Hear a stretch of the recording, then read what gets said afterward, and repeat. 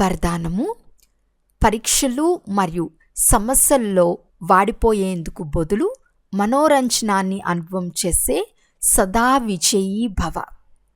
ఈ పురుషార్థి జీవితంలో డ్రామానుసారం సమస్యలు మరియు పరిస్థితులైతే రానే వస్తాయి.